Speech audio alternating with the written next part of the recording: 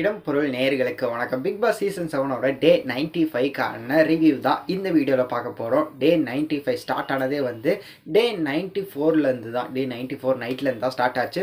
விஷ்ணுக்கும் அர்ச்சனாவுக்கும் ஒரு மோதல் இருந்துச்சுப்பா. என்ன ஆச்சு அப்படின்னு பார்த்தோம்னா, மார்னிங் வந்து டான்ஸ் ஆடுவாங்கல்ல, அதை வந்து கேமரா முன்னாடி ஆடிட்டு இருப்பேன் அப்படிங்கிற மாதிரி அர்ச்சனா சொல்ல, ஓ எல்லா இடத்துலையும் கேமராவில் பதிவு வைக்கிற அப்படிங்கிற மாதிரி சொல்லியிருந்தாரு. அது தேவையில்லாத விஷயம் அப்படிங்கிறது தான். அவர் பேசுறது வந்து எல்லா இடத்துலையும் ரைட்டாக இருக்காரு. அந்த ஆக்டிடியூட்ல பேசினா வந்து ரொம்ப தப்பாயிரும். ஒரு சில இடத்துலலாம் வந்து ரொம்பவே தப்பாயிரும். அந்த ஆக்டிடியூட அவர் மாற்றிக்கணும் அப்படிங்கிறத அப்படிதான் ஆரம்பிச்சது.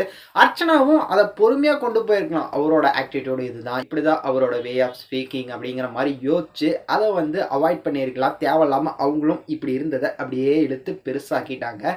ஸோ இந்த பிரச்சனை நைட்டு வந்து ரொம்ப பெரிய பிரச்சனையாக போயிட்டு இருந்தது.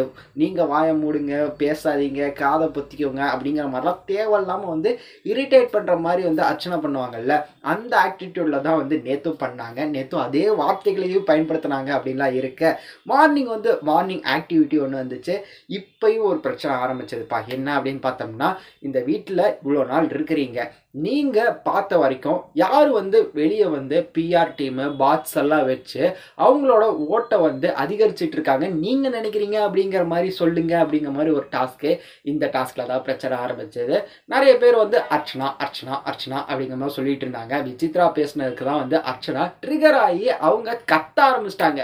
எதுக்கு அப்படின்னு பார்த்தோம்னா, அர்ச்சனா ஒரு கேரக்டர்ல உள்ள வந்தா, அவ அதுக்கப்புறம் ஒரு கேரக்டரா மாறினா, அப்புறம் அந்த கேரக்டர்லேருந்து வெளியே வந்தா, இப்போ ஒரு கேரக்டரில் இருக்கிறா, ஒரு புக்கு ஃப்ரேம் பண்ணிட்டு வந்திருக்க மாதிரி தெரியுது அப்படிங்கிற மாதிரி சொல்லியிருந்தாங்க. உள்ளே வந்தப்போ அழுதுகிட்டே இருந்தா, அதுக்கப்புறம் எதுக்கு எடுத்தாலும் பிரச்சனை பண்ணா, சண்டை கட்டினா, அழுகவே இல்லை, ரொம்ப ரைஸ் ஆனா அப்படி மாதிரிலாம் சொன்னாங்க. அதுக்கப்புறம் இந்த வாரத்துலேருந்து ஒரு சில வாரங்கள்லாம் வந்து ரொம்ப சாஃப்டாக இருக்கிறா, அவங்க அப்பா அம்மா வந்தவொடனே வந்து ரொம்ப சாஃப்ட் ஆகிட்டா, ஏதோ ஹிண்ட் கொடுத்துருக்குறாங்க அப்படிங்கிற மாதிரிலாம் சொன்னாங்க. இது தப்பே கிடையாது அப்படிங்கிறது தான் ரொம்ப ரொம்ப சரியான விஷயம். அவங்க அப்படி இருந்தாங்க அப்படிங்கிறத சொல்கிறதுல என்ன தப்பு அப்படிங்கிறது தான் எனக்கு தோணுச்சு. நீங்கள் ஏதாவது மாற்று கருத்து வச்சுருந்தீங்கன்னா கமெண்டில் சொல்லுங்கள். இதை தாண்டி அவங்க பேசினது என்ன அப்படின்னு பார்த்தோம்னா, அர்ச்சனா கத்த ஆரம்பிச்சிட்டாங்கப்பா, அவங்க பேசினது ரொம்பவே தப்பு, நீங்கள் இப்படி பேசியிருக்கக்கூடாது அப்படிங்கிற மாதிரிலாம் வந்து ரொம்பவே வந்து பயங்கரமாக சண்டை கட்டிகிட்டு இருந்தாங்க. கத்த ஆரம்பிச்சிட்டாங்க அப்படிங்கிறது தான். ஸோ இதெல்லாம் தேவையில்லாத விஷயம். சொன்ன மாதிரி நைட் எப்படி விஷ்ணுவிட்ட வந்து இப்படி இருக்க மேட்டரை அப்படியே இழுத்து பெருசாக்குனாங்களோ, அதே மாதிரி தான் அர்ச்சனாட்ட இந்த டாஸ்க்கு வந்து டாஸ்க்காகவே பார்த்துருந்தாங்க அப்படின்னா, இப்படி இருக்கிறத அப்படியே விட்டுருக்கலாம், கையெடுத்துட்டா விட்டுருக்கலாம். ஆனால் அதை பிடிச்சி இழுத்து பெரிய ஜவ்வு மாதிரி ஆக்கிட்டாங்க இந்த பிரச்சனையை. ஸோ இதுக்கப்புறமா வந்து விசித்ராமாவும் வந்து, நான் போய் அவர்கிட்ட பேசிட்டா கோவமாக இருக்கிறா, டாஸ்க்குன்னே பார்க்காம இருக்கிறா, நான் பேசினா கரெக்டாக இருக்குமா அப்படின்னு மாதிரிலாம் மாயாட்ட பேசிகிட்டு இருந்தாங்க. ஆனால் வந்து அது எதுவுமே செட் ஆகிற மாதிரி தெரில. மாயா உட்காந்து அர்ச்சனாட்ட புரிய வச்சுட்டு இருந்தாங்க. அவங்க கடல் பண்ணுறது, உன்னை கேர் பண்ணுறது எதுவுமே பொய் கிடையாது, அவங்க உண்மையாக பண்ணுறாங்க, உன்னோட சேஞ்ச் ஒன்று தெரியுதுல்ல, அது மட்டும் அவங்களுக்கு வந்து ஏதோ உறுத்தலாக இருந்திருக்கு, இது எப்படி சேஞ்ச் ஆக முடியும் அப்படிங்கிற மாதிரி அதை தான் அவங்க கேட்டாங்க அப்படின்னு சொல்ல, அதை புரிஞ்சுக்கிட்டாங்களா அப்படிங்கிற மாதிரி தெரியல. வெயிட் பண்ணி பார்க்கலாம் புரிஞ்சுக்கிறாங்களா இல்லையா அப்படிங்கிறத. இதுக்கப்புறமா வந்து 9 லட்சத்துலேருந்து பணப்பெட்டி 12 லட்சமாக மாறிச்சு.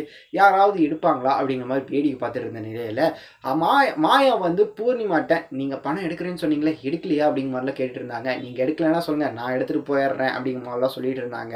இந்த பணம் எடுக்கிறதுங்கிறது வந்து நான் வந்து கண்டிப்பாக வந்து டைட்டில் வின்னர் ஆக மாட்டேன் அப்படிங்கிறது தெரிஞ்சிச்சு. அதனால் செகண்ட் பிளேஸ் வின் பண்ணால் ஒரு அமௌண்ட்டு வரும்ல, அதை விட இது அதிகம்தான், அப்படி வராமல் இருக்கிறதுக்கு இந்த அமௌண்ட் பரவாயில்ல அப்படிங்கிற மாதிரிலாம் சொல்லிட்டு இருந்தாங்க.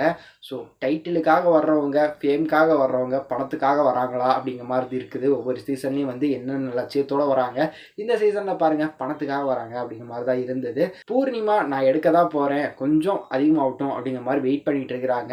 ஆனால் அவங்க வந்து நாம்ளே நேற்றே ஒரு அப்டேட் கொடுத்தோம், நைட்டே ஒரு அப்டேட் கொடுத்துருந்தோம், இன்னைக்கு ப்ரோமோ ஒன்லி அதுவே தான் வந்திருக்குது. பூர்ணிமா வந்து 16 லட்சத்தோட இந்த வீட்டில இருந்து வெளியேறாங்கப்பா அந்த பணத்தை எடுத்துட்டு அப்படிங்கிறது தான். இதுக்கு இடையிலேயே வந்து ஃபேன் ஜோன் கொஸ்டின் ஒன்று கேட்பாங்கல்ல, அதில் வந்து இந்த வாரத்தில் வந்து அர்ச்சனாவுக்கு ஒரு டாஸ்க் கொடுத்துருந்தாங்க. அவங்களுக்கு வந்து ரெட் கார்பெட் வரவேற்பு கொடுக்கணும் வீட்டில் இருக்கவங்கலாம் சொல்லி அவங்க காலில் கட்டி விட்டாங்கப்பா. நீங்கள் இப்படி ஒரு டாஸ்க் கொடுக்குறீங்களா, நாங்கள் இப்படி ஒன்று பண்ணுறோம் பாருங்க அப்படிங்கிற மாதிரி மாயா பூர்ணிமா வந்து அவங்க காலில் அந்த ரெட் கார்பெட்டை கட்டி விட்டாங்க. நீங்கள் என்ன நடந்தாலும் எங்கே நடந்தாலும் அந்த கார்பெட்டோட நடங்க அப்படிங்கிற மாதிரி. அது கொஞ்சம் ஃபன்னாக இருந்தது. இதுக்கப்புறமா பரமபதம் டாஸ்க் ஒன்று வந்தது. இதில் வந்து ஒருத்தர் லீடராக இருக்கணும், 3 பேர் வந்து அந்த கேமில் விளையாடணும், பரமபதத்தில் விளையாடணும் அப்படின்லாம் இருக்க தினேஷ் டீம் ஒன்று இருந்தாங்க. அதில் வந்து பூர்ணிமா, அர்ச்சனா, விஷ்ணு இருந்தாங்க. விசித்ரா டீம் இருந்தாங்க, மாயா மாயா, மணி அண்ட் விஜய் இவங்க 3 பேர் இருந்தாங்க. விசித்ரா டீம் இந்த டாஸ்க்ல வின் பண்ணாங்க. ஃபைனலா வந்து விஜய் வந்து வின் பண்றப்போ வந்து 3 நம்பர் போட்டோம்னா அவர் ஜெயிக்கலான் இருந்தப்ப தலையில பறந்து போனாருப்பா. தலையில குதிச்சு போயிட்டு இருந்தாரு. ஸோ அது பார்க்குறக்கே நல்லா இருந்துச்சு அப்படின்லாம் இருக்க. இந்த பணப்பெட்டியை பூர்ணிமா எடுத்துகிட்டு போயிட்டாங்கங்கிறது நேற்று எபிசோடில் வரல, இன்றைக்கி எபிசோடில் தான் வரப்போகுது அப்படின்லாம் இருக்க. இதை எடுத்ததுக்கப்புறம் அவங்க சாரிலாம் கேட்டுட்டு இருக்கிறாங்க. வீட்டில் இருக்கவங்களுக்கு ஜாலியாக என்ஜாய் பண்ணி டான்ஸ் ஆடிட்டு வீட்டிலேருந்து கிளம்புறாங்க. இதுக்கப்புறம் அவங்களோட வெளியுலக வாழ்க்கைக்கு வாழ்த்துக்கள் பூர்ணிமா அப்படின்னு சொல்லிட்டு நம்மளோட ரிவ்யூ முடிச்சுக்கலாம். நேத்தோட ஷோ முடிஞ்சது. இந்த வீடியோ பிடிச்சிருந்தா லைக் பண்ணிட்டு இந்த மாதிரி அப்டேட்ஸ் நீங்கள் தொடர்ந்து பார்க்கணும் கேட்கணும் அப்படின்னு நினச்சிங்கன்னா மறக்காமல் சப்ஸ்கிரைப் பண்ணிடுங்க. அப்போ தானே நாங்கள் போகிற வீடியோஸ் உங்களுக்கு ரெகுலராக வரும்.